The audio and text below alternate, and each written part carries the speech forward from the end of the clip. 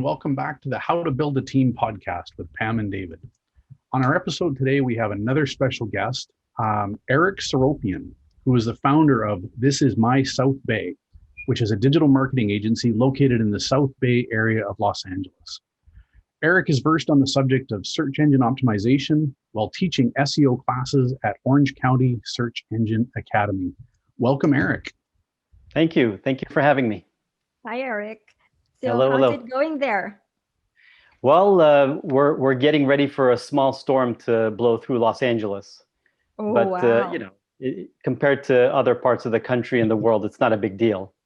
Uh-huh. So, but for us, it's a big deal to get any rainfall or have any cold weather. So everyone's bundled up and ready. I see. Well, I think that's good. Everybody's ready. So before anything else, Eric, we know that you are a search engine optimization expert, but we would like to hear it in your own words. Who is Eric Seropian?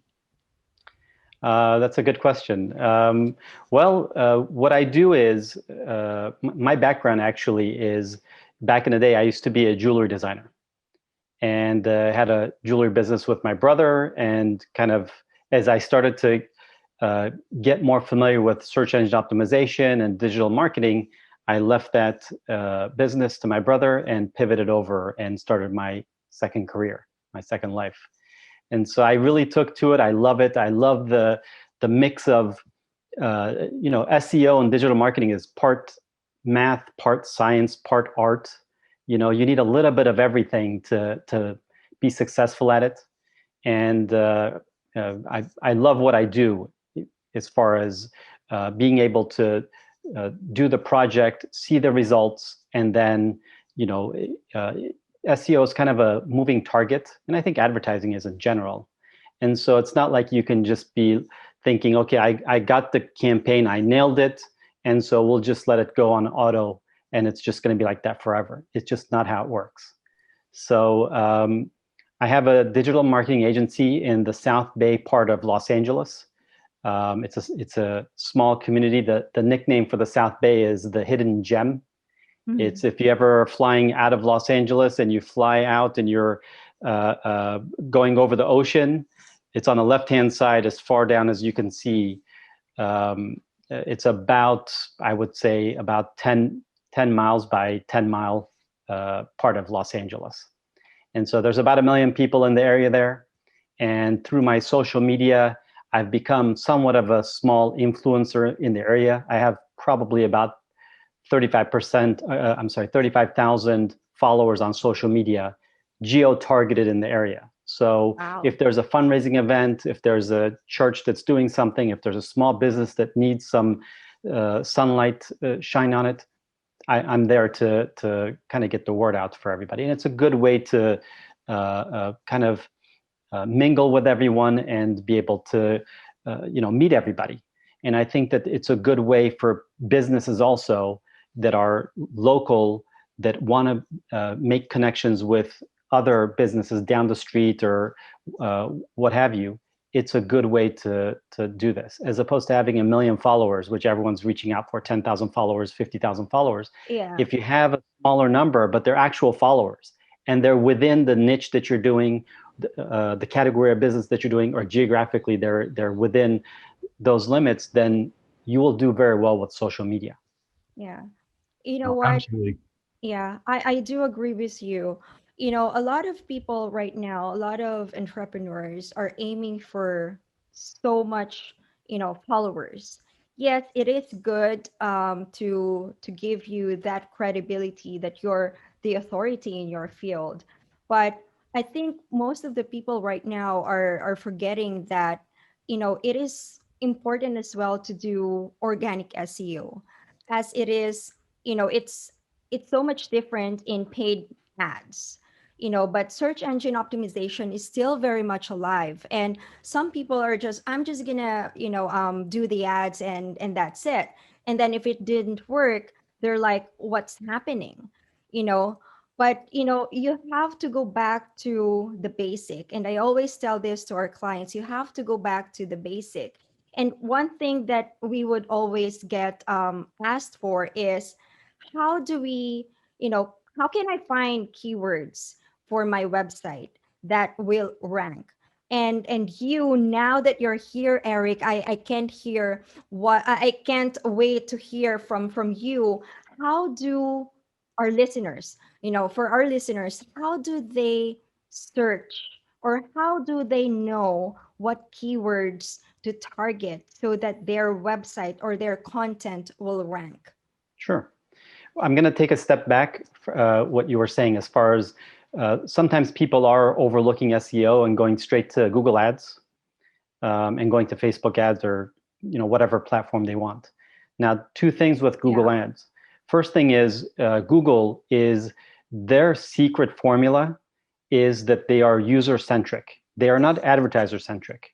So there have been many other search engines that have come and gone, where the advertiser can go and place the highest possible bid for a keyword, and they will get ranked, they will get the traffic for that keyword.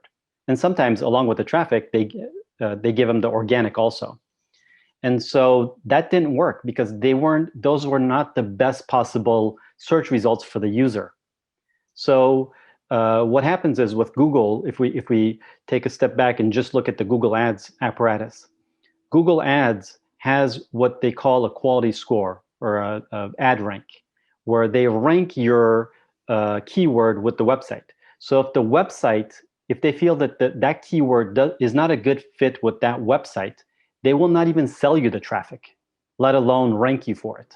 So they're like, keep your money. It's not working. We'll rank you for these other keywords, but we're not even gonna sell you the traffic for this particular keyword. And so you have to be careful, because you can't just buy the traffic these days also. So that's the first thing.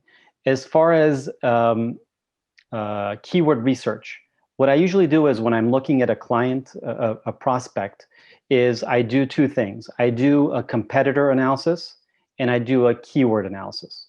So what we want to do, there's certain apps out there like Moz, Ahrefs, SpyFu, SEMrush, that you're able to put in the website into the search box, and it will tell you what keywords that website is ranked for. So we take a look at competitors. If it's a local business, I feel like local businesses, they have their eye on the person down the street that they feel is doing great. And they're like, I want to know, I want to do what they're doing, and I want to do better. So they all have that one or two. But you need about 5 or 10 direct competitors to be doing a competitor research. And after that, we take a look at all the keywords that they're ranked for, and we make one list, and we send it to the client so they can look through. And even though they're direct competitors, not all pizza shops are the same, not all mechanics are the same. There are going to be keywords that are completely off. And so we want to drill down, and we want to not waste time with keywords that either are not relevant, or it doesn't have a good search volume. Yeah. So you want to take those keywords out. And then you want to take a look at competition for that keyword. So I'll give you an example. Back in the day, when I first wanted to do, the first person I wanted to do was my mom. She was a real estate agent in the South Bay. And so we spun up a site, and we started to do SEO. And so the numbers, it's kind of stuck in my mind. There's a suburb of the South Bay. It's called Redondo Beach. So there was a keyword that's Redondo Beach condo for sale, that had, I believe, 100 searches a month, but had several thousand pages fighting for those searches. Yeah. And then we had Redondo BCH condo sale or something. And instead of 100 searches a month, it had 40 searches a month, but it had two competitors. So it made sense for us to go for the low-lying fruit. Like, that traffic's there. At worst, you're going to be number 3. Yeah. But you have to optimize for that keyword. Yeah. And so that's what SEO is about, is about finding that traffic that's the low-lying fruit and getting ranked for that sooner. It's kind of like when I was doing jewelry, when I would do the keyword jewelry. there's no way I'm going to be ranked in the top 10 for the keyword jewelry with all the, Zales has 1,000 stores nationwide and all these competitors. And so what you want to go for is, the long tail keyword, the ones that are going to convert much better. Actually, that's my next question for you. Yes. Like if you, instead of going for jewelry, because with jewelry, there's watches, pearls, opals, necklaces, pendants, everything, engagement rings. And so, for example, instead of going for jewelry, if I went for men's platinum diamond wedding band, if I went for that, that's like 5 words or 6 words, whatever it is. And that's a even if you get 100 searches a year from that, and you get 10 people that click from Google to come to your site from that keyword, the conversion rate is going to be much higher than just jewelry. Yes. Even if somehow you got ranked for jewelry. Yeah. So in the beginning, let's not worry about the volume of traffic coming in, the number of people that are liking your post on social media, the number of followers that you have. Let's make sure that we're doing it in a way that, today you're ranked for 10 keywords. 3 months from now, you're going to be ranked for 30, 6 months from now, et cetera. It's kind of like building blocks as you go. Right. Yeah. And so you're able to, just by looking at competitors, be able to put together a list of keywords that you feel would work for your website. And again, it's not just competitors. The business owner obviously will have some insight into what their business would rank for. It's just difficult to have them do everything, because I've done that before, where I've taken a pencil and I've taken it to paper and said, okay, give me keywords. And they're just like, I don't know, I'm a mechanic, or I'm I sell shirts online, or it's difficult. But then when you get their mind going and they're like, okay, this keyword, and it gets the conversation rolling. Right. It's not just as simple as coming up with some keywords that we as business owners think we want to use, but like you said, is going out there and looking at what people are actually searching for. We put out, digital marketing. Digital marketing is probably one of the huge, one of the largest keywords out there. But our clients or potential clients, are they going to go and search for just digital marketing? What are they going to search for? And I guess that's what you're trying to say, is finding that maybe those smaller searches that nobody else is pursuing, those keywords that nobody else is pursuing, is a better way to be than throwing all your resources at a huge keyword. Yeah, I think that is also where the clients are getting confused when they do their own research and they see, okay, this is a high competition keyword. They go for it, and they don't understand that you can also target keywords that are, that are marked low and medium. And that is where you're gonna show up, the higher possibility of you showing up in the search results for targeting those low and medium keywords. And the long tail keywords are very important as well, because like what you and David mentioned, digital keyword, so many people are targeting for that. And for you to be able to be in the search result is for you to add another keyword or two after digital marketing. So you have to be specific as well. You have to keep in mind, as the business owner, you have to be specific. It can be digital marketing in South Bay. So there's a possibility. So you have to not just, think of a keyword and, okay, this sounds great. You have to do your research, take a look at the numbers, and then that is where you're going to plan what keywords to target. Exactly. And you want to, what I try to do is, I try to set expectations, because it's not something that you can just go buy the traffic that comes in from Google for free. It's just not something that can be promised. Anyone that promises you that, you should run from them. Yes. Because I've had people promise me first page ranking on any keyword that I choose back in the day, and it's just it's been a disaster. Yeah. I still see those ads all the time. We'll rank you number one in your market or whatever it is. Yes. So there's different ways to kind of take a keyword and use it in different ways. One way, I'll use the jewelry example again. If we look at a men's platinum diamond wedding band, are they looking to, they bought it and they gained weight through the years, or they lost weight? Are they looking to resize it? Are they looking to appraise it? Are they looking to upgrade it? Are they looking to sell it? Are they looking to repair it? So we have to anticipate user intent.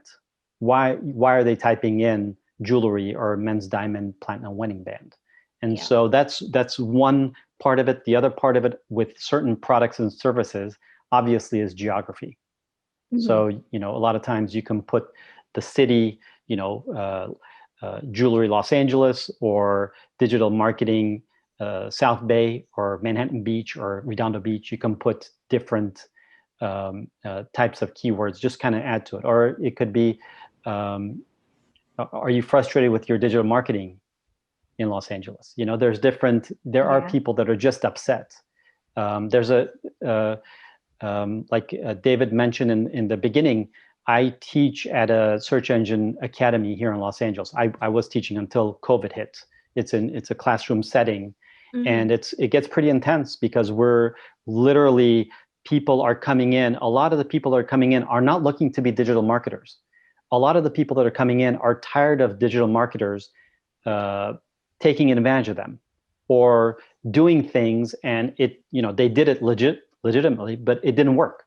And so they want to know, what's a bounce rate? What's a good time on site, and what's link building, and what are all these things, so that when they hire someone in the future, they're in on the conversation. It's not just they cut the check and off the digital marketer goes, and let's see what happens, fingers crossed.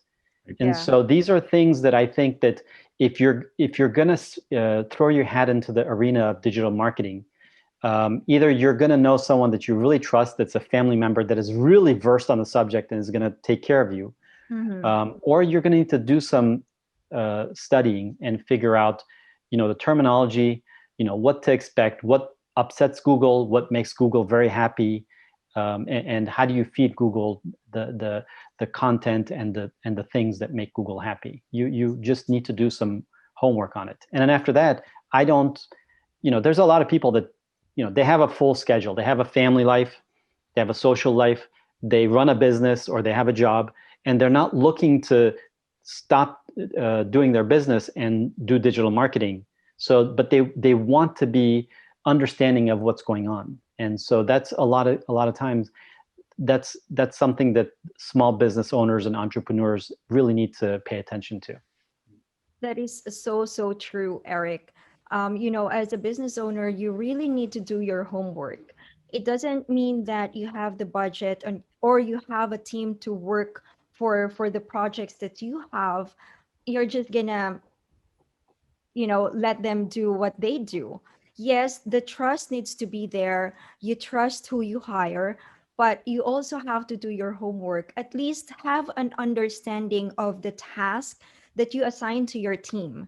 And it doesn't mean that you have to do all the nitty-gritty stuff for SEO or for whatever task you assign them to, but at least have the understanding of how it works so that you know how to direct your team to the goal that you want to achieve. And so you mentioned also, Eric, earlier about some tools that they can use to search for the right keywords to target. I am familiar with all the tools that you mentioned because back in the days, 2011 to 2013, I was an SEO manager. A very good client that I had in Australia taught me how to do SEO. So I'm kind of like aware and understand still how SEO works, but I don't do the nitty gritty stuff anymore because I have a team, but I do direct them and still understand what needs to get done for the clients and for Great Work Online as well. But, I know SEMrush, they have a free account, but can you tell us what is the best tool right now? And if they are on a tight budget and they cannot afford yet to purchase a premium account, what is the best tool for them to use? I've tried the free portion of the apps that I mentioned. You're not getting much. That's, If I'll it's be free, honest. right? Yes, and I could be wrong. They can go sign up and see what happens. But I don't know if there's time limitations or number of search or something. There's a lot of, Semrush, and it's a yeah, business. They're going to want to, they're not going to want to give away their service when they're you're charging not other going to people. get all the reports from Semrush, and other tools as well. But at least they can have a feel of what is this tool gonna provide to me. Yes, it depends on the company. If this is important to you, it could be that there are businesses that they're on the 7th floor of an office building. They have no walk-by traffic. They have nothing. They have to get the people coming to their site. It's like life and death for their business. I wouldn't say to cut corners on the apps. And you don't need all the apps. You can do SEMrush one month and then try Ahrefs another month and then try others and try Moz, Spy Food. There's a lot of them out there. And every month try it and do month to month and see which one you click with, which one you're getting more information with. It just you can do, I think, the starter for SEMrush, and I'm not a reseller or anything. I'm just saying I think it's $100 a month or something. So if nothing else, for 1 month to download all your competitors, your website, everything, and then if it's just not in the budget, then come back to it 6 months from now or 3 months and look at your to see your ranking, how it's gone in that time frame. So, but you're going to need to spend some money on some things to get things rolling. So a lot of times I have a mentoring that I do where we set aside almost like literally a couple hours a month so that we lay out the game plan on what to do. And when they work with me, I actually just give them the reports on their competitors and their website, so they don't have to pay for those things. But you as a business owner, if you're going to get into this field, you're going to need to spend some money on some of these things for sure. You have to invest, right? Yes. Yeah. So now let's move on to, you've mentioned how are we going to get and how are we going to know what keywords to target? But how can we rank better in search engines? Okay, and I want to backtrack for 1 second. When I was saying to just go after the low-lying fruit, if we're going to target, let's say, 10 keywords, I don't think that we should go for 10 of the keywords that have lower volume. We can take our shots with the higher volume keywords here and there, just not all of it, not all of them, and just kind of mix it up, and eventually you're going to get some of the higher volume keywords also. So a couple of things that Google's looking for that I would suggest is, first and foremost, as a good user experience, Google wants to make sure that your website is functioning properly, that it's mobile friendly, and that the load time on the site is within the parameters that they're looking for. Because if it's loading in 10, 15 seconds, it's not a good user experience. If there are a bunch of broken links on your site, that's not a good user experience. If they go all the way to the end and they click purchase and the shopping cart is disconnected or something happens, it's not a good user experience.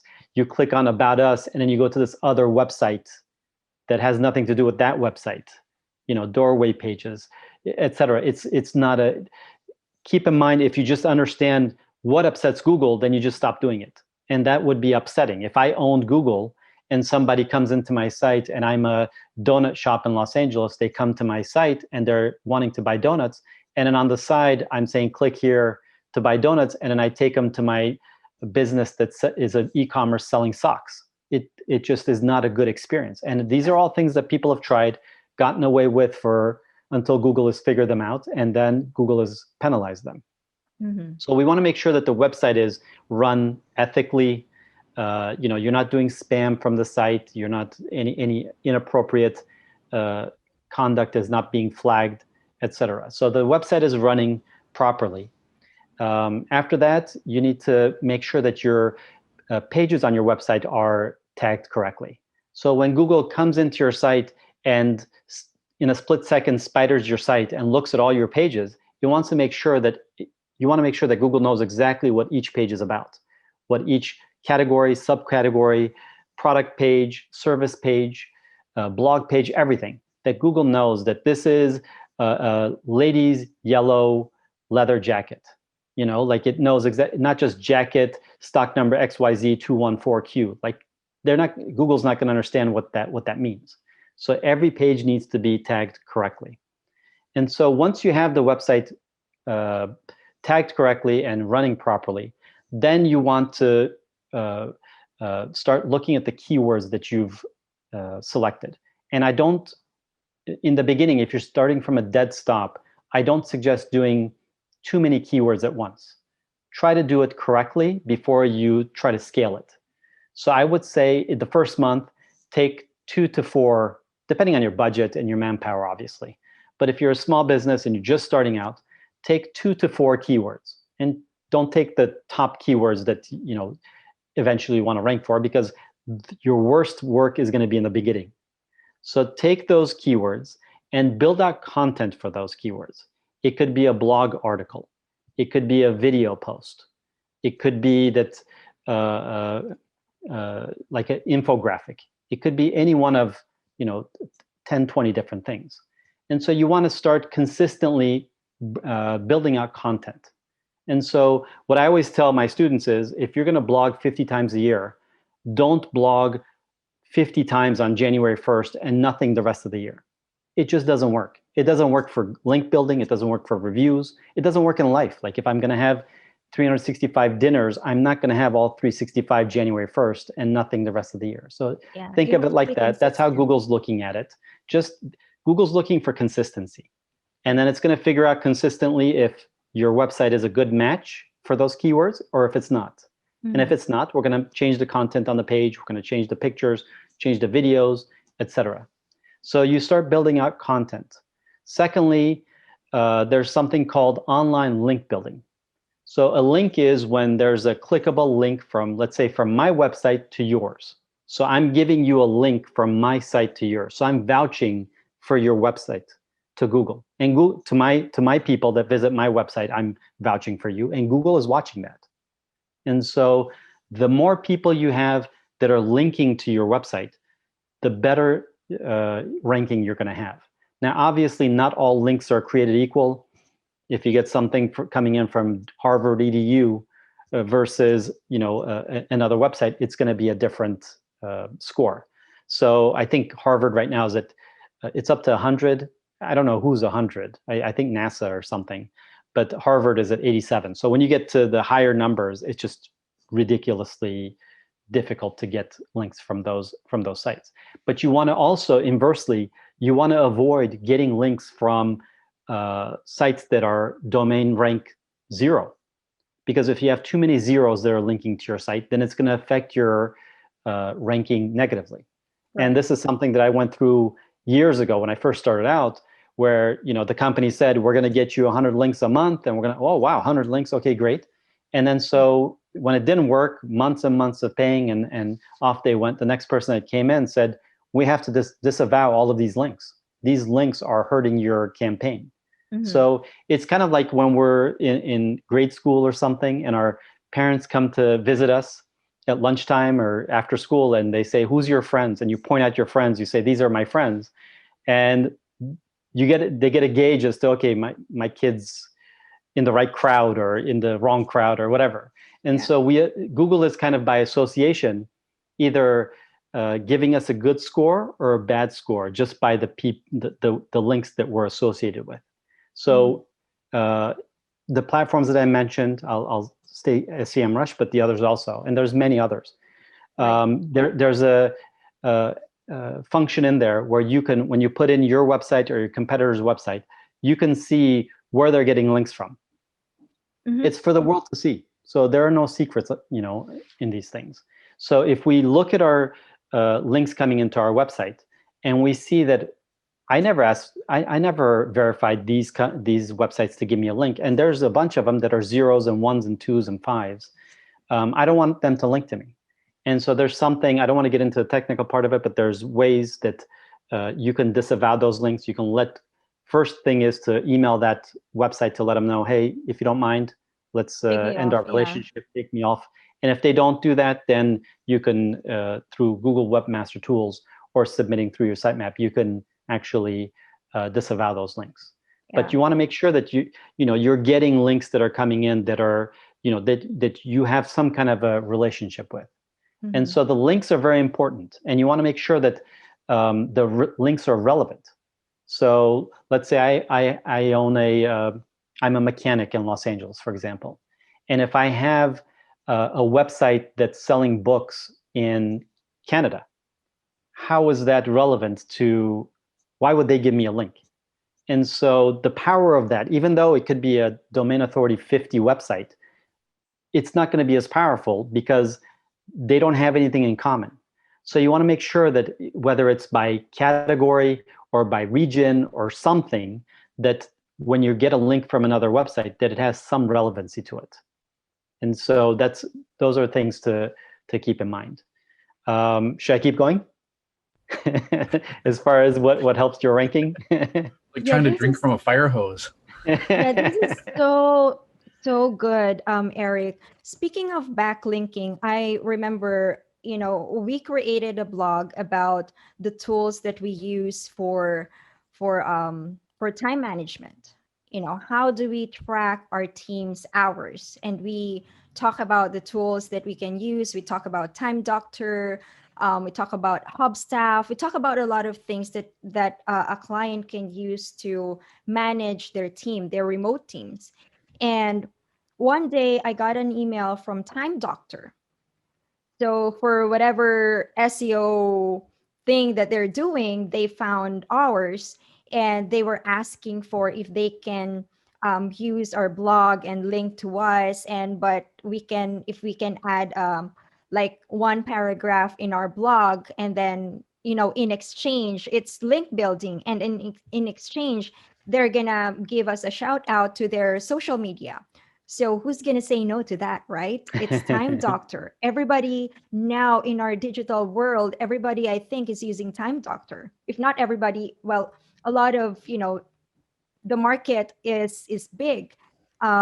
So I said, okay. And then I get to my team and told them to, edit the blog and put this paragraph for Time Doctor. So that's an example of what Eric is saying.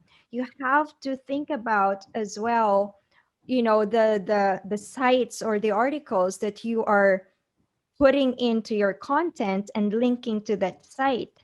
It needs to have a good reputation. And there is a tool for you to use. There's a plugin in Chrome wherein you can install and get those numbers thing. It would be funny if you can see, I hope I can see Eric's browser. I'm pretty sure there are a bunch of numbers there, and some tools that you use, plugins that you use to get those domains authority.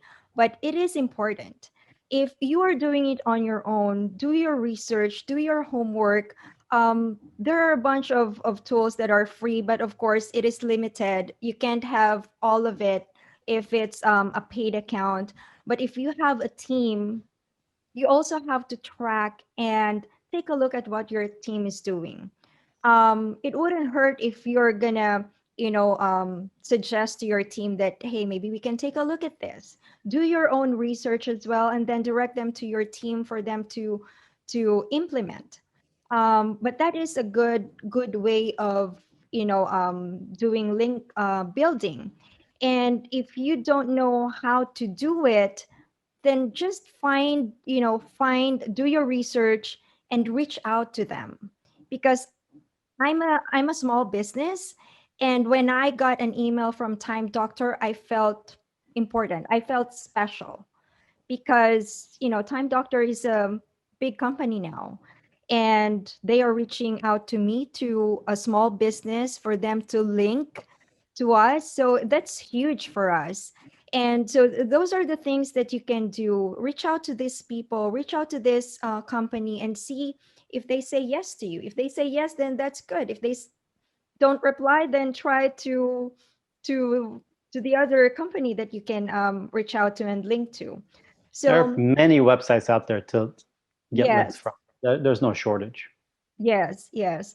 And Nothing again, personal if they don't reply. and again, it's not about the numbers. It's not about the quantity. It's about the quality. And Agreed. making your your website simple, you also have to take a look at, how is it going to be, if it's me as an audience?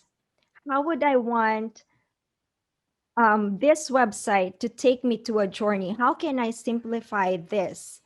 So you always have to put yourself in your audience shoes. If you yourself is getting confused with how you take your website to the next page or to the other page, or this call to action button links to a different page, then definitely your audience will also feel the same thing. So Exactly. always put yourself in your audience shoes, and make everything simple. There's also other some technical terms that we use in the search engine optimization world. When you build your website, make sure that everything is optimized. You don't want to share your URL to somebody, to send it to a messenger, to a link, and then it's gonna show up another WordPress site. That needs to be taken care of inside your website. The optimization needs to take place before you send an announcement to the world, because you don't want them to see that there is, another website, another WordPress site. It has to be, for example, for us, Great Work Online, a team for coaches and speakers. It needs to go up there. And if you are targeting a specific keyword, then it needs to be up there. So those are the things that I think, you have to take care of first before you really put some promotion into it. That's why search engine is still very much alive. And aside from doing ads, I think you need to perfect first the organic SEO. You have to do the research, you have to know your keywords, you have to know your competitors, you have to optimize your contents. And it's not just about optimizing your website, it has to be everything that is in the website, from the images, from to the videos, to the blogs, everything that you have in there, because like what Eric is saying, Google is watching your site and how valuable contents you have on your site. That is how Google will see you, and that is how effective you can be, to be able, if you want to be shown in the search results. No one is clicking for page 2, page 3, page 4. So your aim and your focus is to be on the first page. And for you to be able to do that, you have to do the optimization for all of Sure. your contents. So also one of the things that Google looks at is there's a tool called Google Analytics that most people that have a website know what it is. Yeah. If you have a website and you don't have it, you should get it. It's a free app. Basically, Google is looking at that report and looking to see, time on site. If someone is coming to your site and leaving, it's called bounce. If they're just bouncing, then that means that that's not a good user experience. If they're on your site, an average visitor is on your site, let's say for the month of January, they were on your site 2 seconds, and your competitor had an average visitor on their site for 2 minutes, guess who's going to get ranked? It's that simple sometimes. So Yes. Google is looking at that and saying, okay, it must be that this website, they're reading, they're watching the videos, they're going to multiple pages. They're not able to see if there's conversions and what money was transacted. They're not able to do that, but they can see how many people, certain metrics. Yeah. And so you have to be cognizant of that. I got into doing for clients where I do per conversion. I have some clients that I do where it's per conversion, whether they fill out a form or whether they call. And so a phone call has to be at least 30 seconds and it has to be unique to consider it a conversion. So if it's the same person calling over and over again, or you can listen to the phone call and it's a telemarketer calling, it's not, it's not counted as a conversion.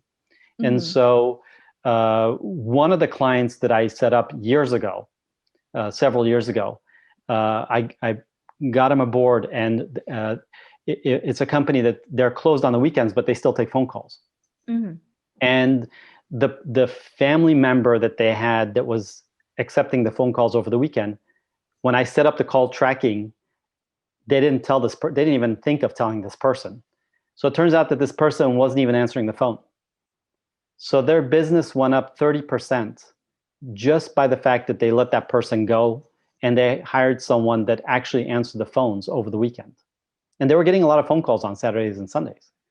And so it's always good to have the data.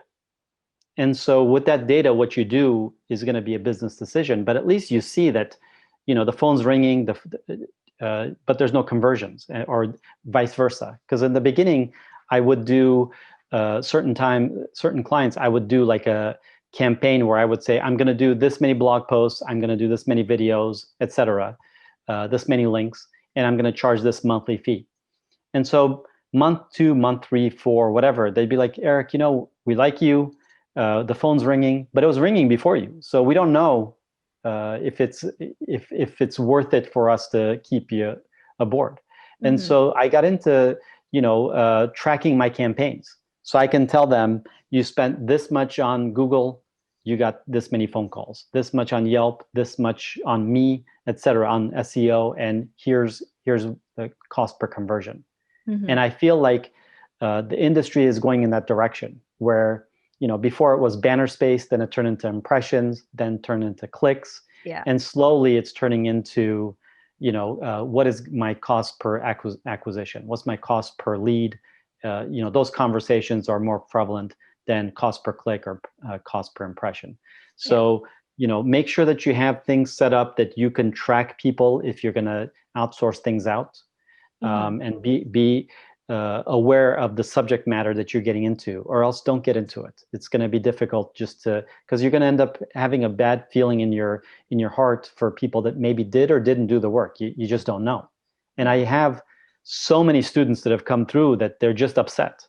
And I tell them, look, it's your business. You should know, because it's not just the money that they paid out, it's the time that they lost, because they need those new clients coming in to be able to grow their business and to pay their rent and pay their expenses and so on. Like they need that. It's like food for them. And so it's not just the monthly $2,000, $3,000, $5,000 that they were spending, which that adds up also. But they were banking on that turning into clients. The lost opportunities that are there. Yes.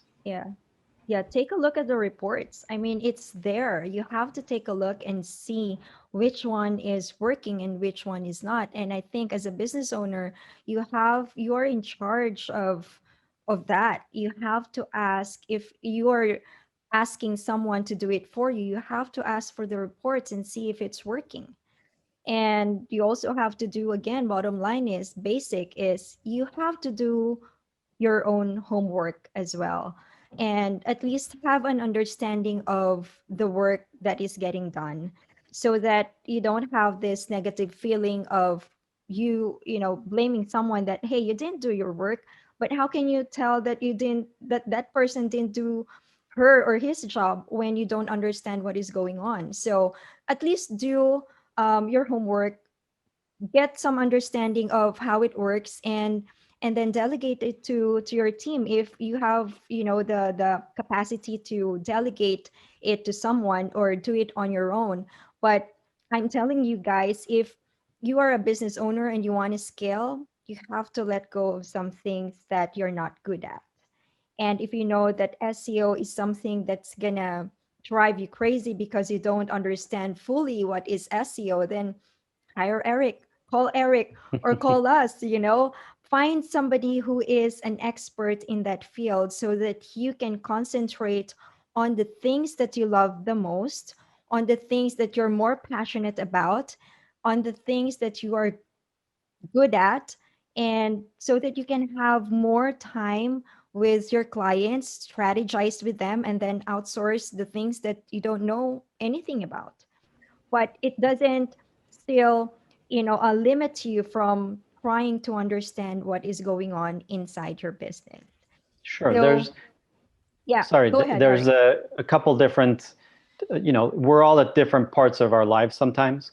And so you have someone that maybe is a startup that doesn't have a lot of money, but has more time, Yeah, and they're a little bit tech savvy and they have a curious mind, and, they're that they looking can for learn. this Yeah, kind of challenge, and they can learn and kind of grow, and maybe they need a little bit of mentorship. And again, it could be someone that, is tech savvy, but they don't know how to build out a website. So they're hmm, still going to have to hire someone, or, most of us, even though we have a website, we don't host the site on our, we don't have servers that we're hosting in our yeah, office. It's usually elsewhere. So we're all doing that to some extent anyway.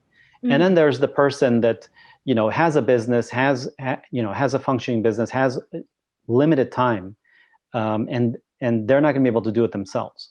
yeah, And so that's a different situation. So it depends on where the person is at, because there are people that just, if you ask them for an extra hour a week, they just don't have it. They're yeah, just yeah, booked with family and work and sleep, and and that's it. yeah. So So yeah, there's a lot more to get into in SEO, but I think that we covered like the beginning, almost like the takeoff, and yeah, without getting too technical. Obviously, Google is watching your social media, making sure that you're, if you're posting on social media, no one's liking it, no one's following it. You have 100 followers today, and you had 100 2 years ago and 4 years ago, and you're not posting, or you're posting, no one's following or liking. There are a lot of things that Google is just picking up the signals. The reviews are big. Your Yelp reviews, Facebook, Google reviews, etc. So, but start slow, and and be and consistent. be consistent. Yes. Consistency is huge. It's a huge thing in life. Yeah. Even if you're gonna post one content a day, whether it's a video, an article, a blog, or whatever, you have to be consistent. If it's once a month, then once a month. If you've got more time, then make it twice a month. It really depends. Baby step, I guess, and consistency. So I guess Exactly. that's it, Eric. You've shared so much into this episode, into our show, and I'm pretty sure that for our listeners, they are able to get tons of nuggets out of this. And we clarify what is search engine optimization, how does it help in your business, how do you get your target keyword, and how do you optimize your site. So thank you so much, Eric. Before we wrap this up, advice, what can you advise to our listeners, give advice to our listeners? Well, I would say the first things that we talked about, making sure that you have a functioning website, a website that Google can spider and make sure that they understand what it is that you're offering, what product or service. And whatever you're going to do, lay out your game plan and take it step by step. Lay out a calendar and lay it out. Work like right now, I'm finishing up February for a lot of my clients. We already have everything um, Built out. scheduled, ready Yeah. to go, contents and whatnot. So if anybody wants to just pick my brain, they're welcome to go to my website, thisismysouthbay.com. Click on the book now button to get a 15-minute consultation. It's free.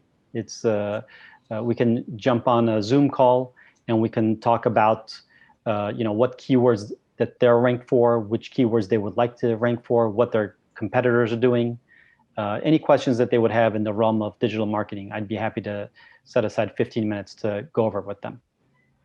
All right. Thank you, Eric. We're gonna also put all of your links in the show notes so anyone can see and contact you. Thank So you. thank you, Eric. So I guess that's it for now. Welcome, and I hope you guys had a good time and learned a lot from Eric today. So this is it, Pam and David of How to Build a Team podcast. Thank you, guys.